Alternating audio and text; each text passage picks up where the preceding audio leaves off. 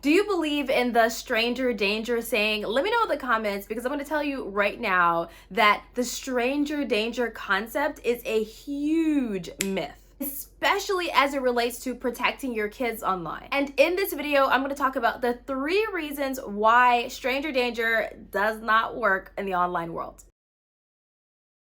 Hey, I'm CyberFareedah. I'm an award-winning Forbes 30 Under 30 internet safety expert, and my entire channel is all about how you can protect your kids online. Now let's get into the first reason why stranger danger does not work online. And this is because your child most likely will not view the person that you think as a stranger as a stranger. So if they're talking to someone in a game, or they're DMing somebody on Instagram, or they're talking to someone through TikTok, they may not view that person as a stranger, but you do. This is because they may have built a friendship with the person online because they had mutual friends. Maybe it's someone they look up to online. It could be an influencer, whether they're upcoming or they're a big time influencer. It could be a celebrity. It could be somebody posing as an influencer or a celebrity. Or they could have had a few innocent interactions with your kids online, and then they could become not so innocent. Or they could have built a friendship over months of talking. Maybe first it was in a group chat, or maybe it was in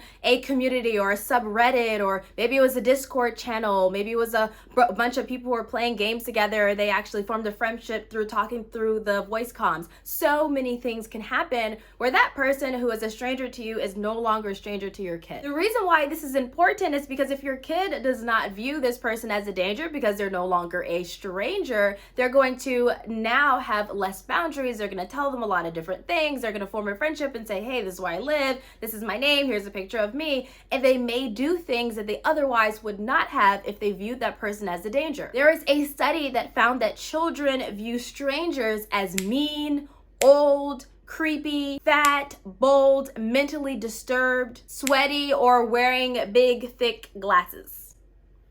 Now, obviously, this stereotype of a stranger danger type of person is very problematic, but that's what we have been shown in the media. So that means that when kids come across people that are nice, that seem attractive, that seem charismatic, they don't view them as a danger. The second reason why stranger danger does not work online is that predators can hack into legitimate accounts to make your kids believe that they're talking to someone that they actually love, trust, and know. This happened to someone that I know. She was a young kid at this point, and she was chatting online with her cousin. She and her cousin always chatted online all the time. They were pretty close. And one day the communication was like a little bit odd, but she was younger than 9 years old. And then one day her cousin unexpectedly said, hey, let's meet up. I want to talk to you about something. I just don't know who to talk to, so I want to talk to you.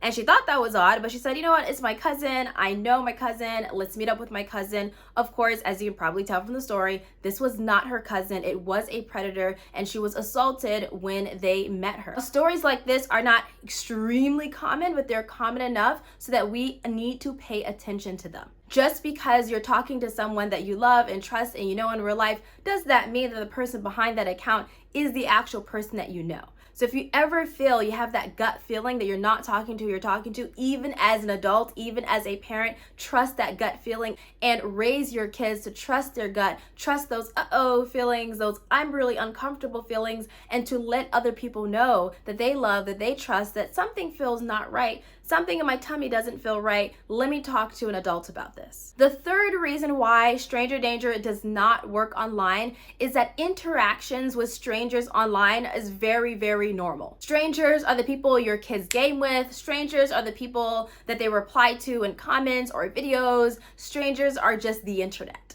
It's the people they follow online. It's the people that they look up to. It's everything. This is why the online world is not for children. Think of why 13 years old is the minimum age to be on social platforms. I can't say that the online world is meant for teens. However, teens are the lowest demographic that can be online in a safer way. But you as a parent, you decide when is best for your teen to be online, especially depending on their maturity levels. Now, side note, I'm not saying that strangers do not pose a huge safety risk on your children. What I am saying is that we want to get rid of the stranger danger saying and come up with better ways to protect children online. That is an outdated and not very reliable and valuable saying to have in the top of your head or even to say to your children, because it just does not work. It is not helpful. Let's just remove it from our vocabulary. To help out, here are some rules to keep your kids safe without saying stranger danger.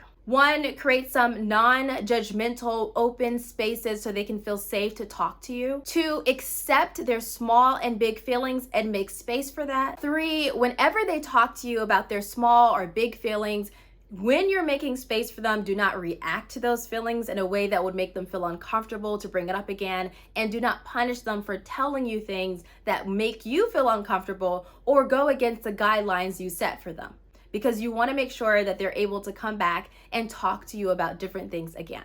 4 is teach them to say no and to hold their boundaries. You're teaching them that no, my body is my body. I say no. If someone asks for a picture of me, I say no. You cannot have a picture of me. You cannot know my name. You cannot know where I go to school. You cannot touch me. No, no, no, no. Teach them no within your house so they can feel comfortable saying no outside of your house. 5, teach them that just because someone is loved, is trusted, it's a family member, it's a friend, it's a well-known celebrity or influencer, does not mean that they do not have that feeling, that uncomfortable feeling, that sinking feeling in their tummy that makes them feel like, ooh, this is not a safe interaction. This can happen to anybody, whether your friends and family love them or not. A predator, a bad person never looks one type of way. People can be nice and mean at the same time. 6 is teaching your kids self-love, self-affirmation, self-confidence. 7 is telling your kids to trust their feelings,